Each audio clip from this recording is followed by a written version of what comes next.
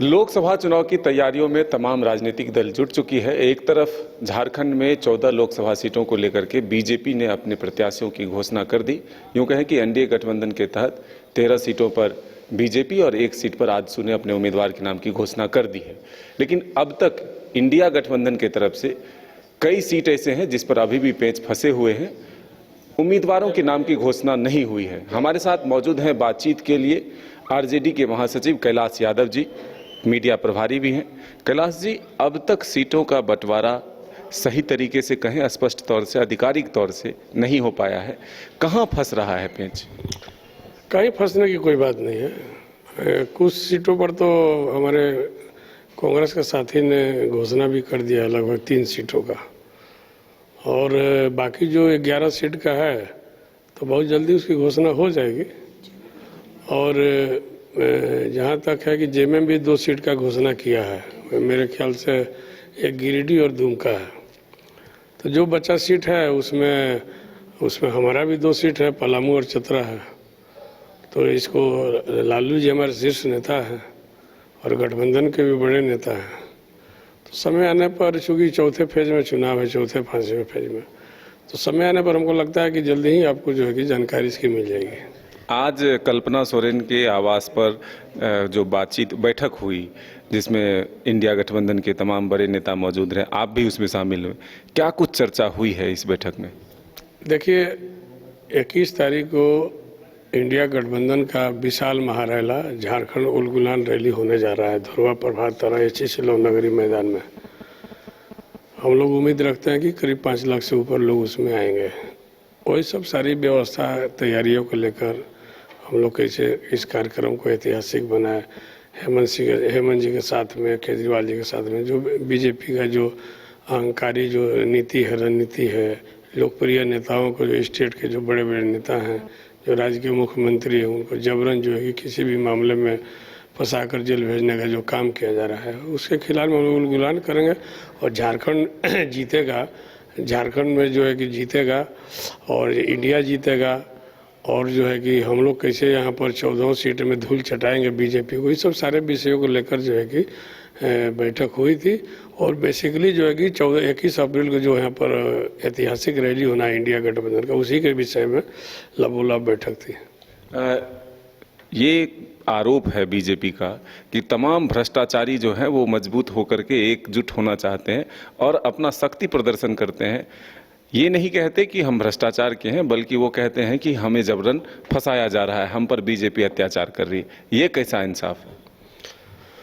देखिए, इंसाफ को तो हम नहीं तय कर सकते हैं, न्याय और अन्याय तो उसके लिए न्यायालय बना हुआ है। लेकिन बीजेपी कह रही है, बीजेपी का जितना भी बात है सब बनावटी और सुनियोजित बात है। बीजेपी के नेताओं को, प्रवक्ताओं को एक टास्क दिया गया है कि आपको पूरे भारत में यही सब बात बोलना है।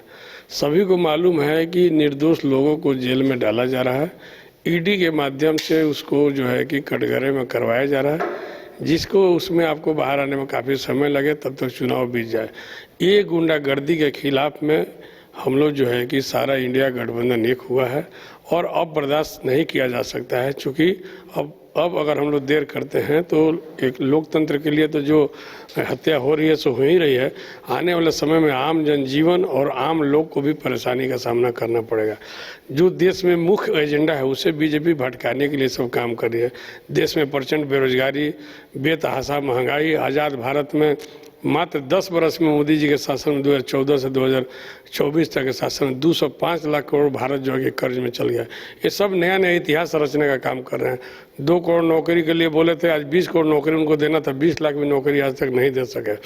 बोलते हैं कि हम स्वयं भी तथाकथित हम जो है कि ओबीसी कैटेगरी से आते हैं, हम ओबीसी हैं। मोदी जी कई बार प्रधान में हमारे आदरणीय हैं, सम्मानित है, देश के प्रधानमंत्री हैं, आदरणीय है। लेकिन हम कहना चाहते हैं माननीय मोदी जी प्रधानमंत्री, क्योंकि मोदी ही मुखौटा है, मोदी की ही गारंटी के सारे लोग, इसलिए मोदी पर ही प्रहार होगा। बोल रहे कि हम ओबीसी हैं, तो हम पूछना चाहते हैं कि बताओ कितना ओबीसी आदमी को नौकरी दिया, कितना ओबीसी कैटेगरी को लड़के को, नौजवानों को आपने नौकरियां दिया, रोजगार दिया। आपको बताना पड़ेगा, ये जनता पूछेगी, आपसे हिसाब लेगी। आप मजदूर विरोधी हो, आप जो है कि किसान विरोधी हो, आप जन विरोधी हो, आप कृषि विरोधी हो, आप जो है कि लोकतंत्र के खिलाफ में असंवैधानिक काम कर रहे हैं। संविधान को बाबा साहब अम्बेडकर का बनाए द्वारा जो संविधान है आप उसको चकनाचूर कर नेस्तनाबूद कर रहे हैं। ये सब जो है कि परिस्थिति है, इसको बचाना है। संघर्ष का जो है कि राज्य है झारखंड, इसके जो संघर्षशील नेता है उसको अब गिन गिन के चुन चुन के जो है कि झारखंड बिहार के लोकप्रिय नेताओं को अब जो कि जबरन अंदर कर रहे हैं, इसके खिलाफ अब उलगुलान करने का समय आ गया है। इसी को लेकर विशाल महारैली का आयोजन किया गया है। ठीक है, लेकिन बीजेपी ये कह रही है कि आप हमें 2 करोड़ का हम पर आरोप लगाते हैं, लेकिन आप भी तो वादा किए थे 5 लाख प्रत्येक वर्ष रोजगार देंगे, बेरोजगारी भत्ता देंगे। आप क्यों नहीं दिए? ओबीसी को 27% आरक्षण देंगे, क्यों नहीं दे पाए आप झारखंड के परिप्रेक्ष्य में बोल रहे हैं? जी बिल्कुल। ये आम चुनाव, देश का चुनाव होता है, राष्ट्रीय एजेंडा। लेकिन आपको आपके माध्यम से बीजेपी को बताना चाहते हैं और आम जनता भी देख रही है, जब से सरकार बना है तब से प्रतिदिन नियुक्ति पत्र सरकार के द्वारा बांटा जा रहा है। जो हमारे तत्कालीन मुख्यमंत्री जो थे हेमंत सोरेन जी और अभी जो आदरणीय चंपई सोरेन है, ये छिपने की बात नहीं है। प्रतिदिन जो है कि अभी मॉडल कोड ऑफ कंडक्ट लगा हुआ है इसलिए, नहीं तो प्रतिदिन नियुक्तियां जितने भी विभाग, कई विभागों को में जो है कि दिया गया। यहाँ तक कि खेल को भी इतना प्रश्रय दिया गया, खेल विभाग में भी नौकरियां दिया गया। तो बीजेपी का आरोप, बीजेपी तो कुछ काम नहीं किया 24 साल में। 24 वर्ष में जो है लगभग जो है कि बीजेपी आपको 19 वर्ष यहाँ पर शासन किया और 19 वर्ष में जनता पूछना चाहती है, आप तो ढोल बजाए, आप दिल्ली के रिमोट कंट्रोल से नाचते रहे। जब आपको मौका मिला रोजगार देने का, नौकरी देने का, विकास करने का, तब हाथी उड़ाते रहे। आप क्या बात कीजिएगा? बीजेपी के साथियों को हम कहना चाहते हैं कि अब आपकी थोथली बाजी नहीं चलेगी। आपका खोखला वादा और खोखला दावा फेल हो चुका है। राज्य की जनता जान गई है। आप 65 पार के नारा लगाने वाले, आप 400 पार के नारा लगाने वाले, 65 पार का नारा लगाए, आप हाशिए पे चले गए पिछले विधानसभा सरकार में। उसी तरह से 400 पार का आप नारा लगा रहे हैं। इस बार जो है कि आप हाशिए पे चले जाइएगा। हम कहना चाहते हैं, प्रधानमंत्री जी से हम लोग पूछेंगे और आम जनता में हम लोग जाके उजागर करने का काम शुरू कर दिए हैं कि आप बताइए कि देश में जितने कल कारखाना है, भारत सरकार का जो राष्ट्रीय संपत्ति थी, जो राष्ट्रीय संपदा था, आप उसको नष्ट करने का काम किए, निजी हाथों में देने का काम किए। आप जो है कि बोले थे कि जितना हमारे देश में बीजेपी का जो सांसद है, सब लोग अपने अपने संसदीय क्षेत्र में आदर्श गांव का जो है कि कल्पना करके बनाएंगे और मिसाल काम करें। हम पूछना चाहते हैं कितना आदर्श गाँव आप बनाए हैं, बताइए। आपको बताना पड़ेगा। लोग को बोल के जीएसटी और नोटबंदी ला के आपने अपने काला धन को वाइट किया है, इसका हम लोग उजागर करेंगे, पर्दाफाश करेंगे। इलेक्ट्रोल बॉन्ड के नाम पर आपने जो कि कितना सेल कंपनी के नाम से फर्जी रुपया का उगाही किया, 22,000 करोड़ में 16,000 करोड़ रुपया आपने ले लिया। अपने साथियों को, गिने चुने उद्योग में मित्रों को 16 लाख करोड़ रुपया माफ कर दिया। किसका पैसा था? ये आम जनता, गरीब गुरबा के पैसा था, खेती और किसान का पैसा था। आप जो है कि खेती को भी जो है कि निजी हाथों में दे रहे हैं और जो है कि छोटे छोटे स्मॉल स्केल को हाथ बोलते हैं आत्मनिर्भर बनो। कैसे आत्मनिर्भर कर रहा है? इस रैली में कौन कौन नेता शामिल हो रहे हैं? इस रैली में इंडिया गठबंधन के जितने बड़े नेता हैं सब लोग आ रहे हैं। जैसा कि जानकारी है कि आदरणीय राहुल गांधी से लेकर तेजस्वी से लेकर राज्य के जितने भी मुख्यमंत्री, ममता बनर्जी, स्टालिन, सभी को आने की उम्मीदें हैं। सुनीता केजरीवाल जी से लेकर सभी लोग उनके पार्टी के वरिष्ठ नेता आएंगे। कांग्रेस के बड़े बड़े नेता आएंगे। आदरणीय खड़गे साहब भी आएंगे जो राष्ट्रीय अध्यक्ष हैं आईएनसी के। ये आपको सीताराम येचुरी साहब हैं सीपीएम के, दीपांकर भट्टाचार्य साहब हैं। लगभग सारे लोग गठबंधन के शीर्ष नेतृत्व आएंगे। कैलाश जी, एक चीज नहीं लगता कि पहले आप लोग बीजेपी पर आरोप लगाते थे कि धर्म की राजनीति करते हैं, समाज को बांटने की कोशिश करती है, लेकिन आप लोग अब जो है सिर्फ ईडी और सीबीआई के खिलाफ लड़ रहे हैं, बीजेपी पर आरोप लगाते हैं कि ईडी सीबीआई का दुरुपयोग कर हम लोगों को परेशान कर। तो ये एक विषय बदला जा चुका है। ये हम आरोप नहीं लगा रहे, तो सर मैंने दिख रहा है, साक्षात दिख रहा है। और ये तो नेता आरोप नहीं, अब तो जनता हर जगह चर्चा कर रही है। ये तो जबरन जो है कि लोगों को जहाँ जहाँ बीजेपी डरी हुई है, बीजेपी तो पूरे भारतवर्ष में डरी हुई है। बीजेपी के बड़े नेताओं का चेहरा अब नहीं दिख रहा आप कहीं पर। तो आप इवेंट मैनेजमेंट कर करके कितना तो बेवकूफ़ बनेगी। 140 करोड़ का देश है, 140 करोड़ आपका रबर स्टाम्प कोई जो है कि कार्यकर्ता नहीं है। ये देश बनाने वाले लोग हैं, आधुनिक भारत का सपना बनाने वाले और जो संवारने वाले लोगों में से आज की जो जनता है, ये मॉडर्न टेक्नोलॉजी लाने वाला कौन लोग है? ये बीजेपी के द्वारा आया है क्या? जो बीजेपी के लोग बात कर रहे हैं, तो ये सब सारा चीज़ का पर्दाफाश किया जाएगा। और सीबीआई और ये जो है कि ईडी का दुरुपयोग किया रहा है मशीनरी के द्वारा, ये कौन नहीं जान रहा है बताइए। बगैर प्रमाण के आप जबरन जो है कि किसी को बगैर जो है कि जानकारी के बिना प्रमाण के आप जो है कि अंदर कर रहे हैं, तो इसके खिलाफ में जो है कि लोग आवाज़ नहीं उठाएगी। जनता सड़क पर आ गई है, सिंहासन खाली करो, ये राजद की ओर से करना है। इंडिया गठबंधन में सब कुछ ठीक ठाक चल रहा है? बिल्कुल ठीक ठाक चल रहा है। कहाँ आपको कुछ गलत दिख रहा है बताइए?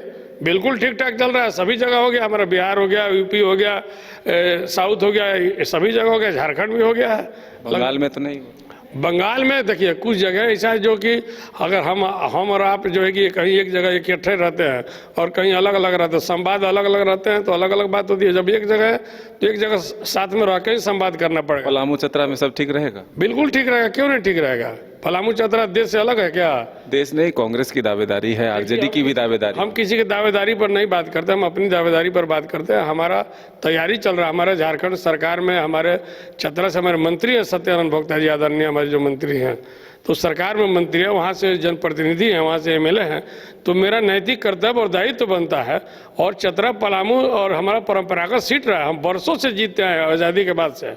कई बार वहाँ के एमपी सांसद हमारे मंत्री रहे भारत सरकार में। तो ये हमारा दावा कोई गलत नहीं। कांग्रेस भी तो दावा कर रहे हैं कि पलामू या चतरा में एक सीट हमारे। देखिए सबका दावा उचित है, किसी का अनुचित नहीं है। और सब लोग अपने अपने दल को चाहते हैं कि हम लेकिन हमारा भी वहाँ पर वहाँ का जो जनता का दुख सुख में राष्ट्रीय जनता दल है, तो मेरा फर्ज बनता है कि हम वहाँ के जनता के दुख सुख के बातों को हम देश के सर्वोच्च सदन में जीत कर जाएं और वहाँ पहुँचाने का काम करें और वहाँ का विकास के पैमाने को जो कि दूर तक ले जाने का काम करें। दोनों के दावेदारी में कहीं पेंच तो नहीं फंस रहा? कोई पेच की बात नहीं। हमारे नेता जो हैं आदरणीय लालू प्रसाद यादव हैं, और लालू जी के विषय में आप सभी लोग जानते हैं। लालू जी अगर कोई लकीर खींच देते हैं, कोई बोल देते हैं, तो उसमें इफ बट किंतु परंतु नहीं होती है। लेकिन जो शीर्ष नेतृत्व का आदेश होगा, जो शीर्ष नेतृत्व का फैसला होगा, झारखंड राजद को भी अति मान्य होगा। और हम लोग सर्वमान्य नेता आदरणीय लालू जी हैं, सर्वमान्य नेता तेजस्वी जी हैं।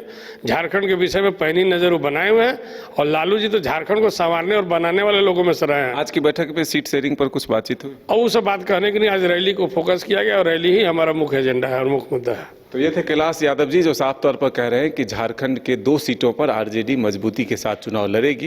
लालू यादव ने, जो कि पार्टी के राष्ट्रीय प्रमुख हैं, उन्होंने पहले ही फैसला ले लिया है। अब देखना होगा कि कांग्रेस की दावेदारी में क्या होता है, वो पीछे हटते हैं या फिर दोनों के बीच फ्रेंडली मैच होता है। ये आने वाला वक्त बताएगा। लेकिन फिलहाल झारखंड में 21 अप्रैल को एक बड़ी रैली जो है वो आयोजित की जा रही है, जिसमें देश भर के विपक्षी बड़े नेता शामिल होंगे, जो कि बीजेपी के खिलाफ एकजुट होने का प्रमाण देगी। अपने सहयोगी राजबल्लभ के साथ Madan Singh, news bye scope, Ranchi.